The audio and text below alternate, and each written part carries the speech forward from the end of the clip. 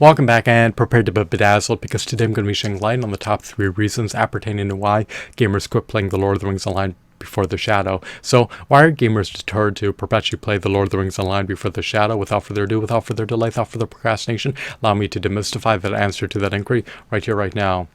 Lamentably, much to my dismay, much to my consternation, much to my chagrin, much to my grief, much to my agony, much to my irritation, much to my agitation, it takes a prolonged period of time in order to progress to level 140.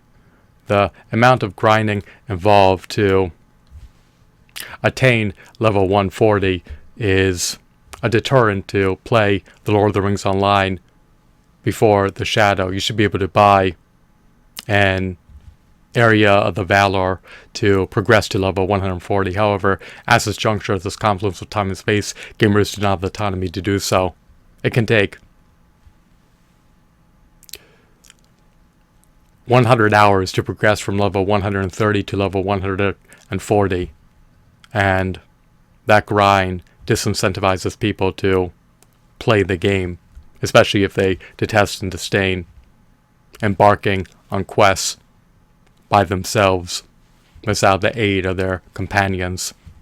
This segues into the second reason.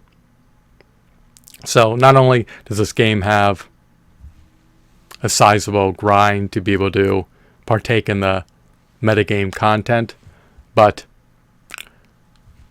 Middle Earth in The Lord of the Rings Online unfortunately feels desolated. These vast areas are for the most part devoid of players.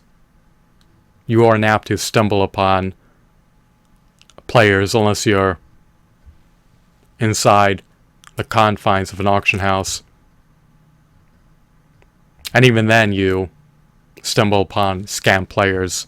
So the world does not feel metaphorically alive. Is it dreary, drab, and depressing? Does it feel barren? Does it feel lifeless? Well, the player base in The Lord of the Rings Online is infinitesimal. And because of that, even if you do manage to reach the level cap, it can be extraordinarily cumbersome to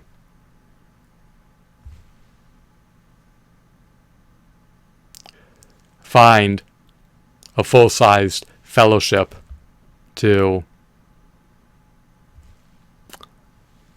complete instances with. Furthermore, finding 2 fellowships to undergo a raid instance with can be a highly time-draining undertaking, to say the least. Is it a Brobdingnagian calamity of unprecedented proportions? Well, gamers are deterred to play a game that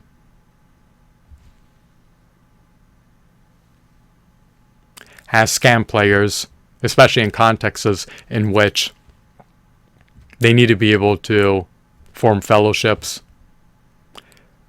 in order to attain the metagame gear in the game. You cannot attain the quintessential metagame gear if you engage in skirmishes by yourself. So the third and final reason appertaining to why gamers quit playing The Lord of the Rings Online is that there's a lack of PvMP instances. If you go to the PvMP zone, you will not be able to stumble upon monster players. You almost never encounter anyone in that zone. It is also desolated. If you could complete 4 quests to reach a level, if you could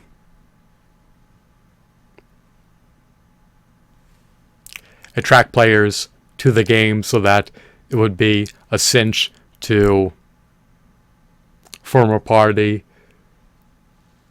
for the purposes of completing raid instances. And if there were PvMP instances in tandem with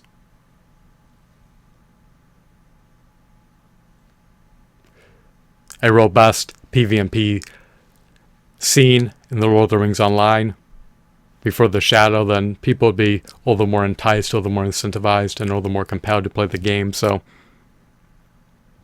these issues are not irreparable. They can be remedied, they can be rectified, they can be resolved, but they are apt to be rectified in the pending future, which is remiss of Standing Stone Games, but it is what it is. I hope that you deem this video to be insightful, enthralling, captivating, riveting, mesmerizing, engrossing, and of course, intriguing. Have a blissful day. Goodbye.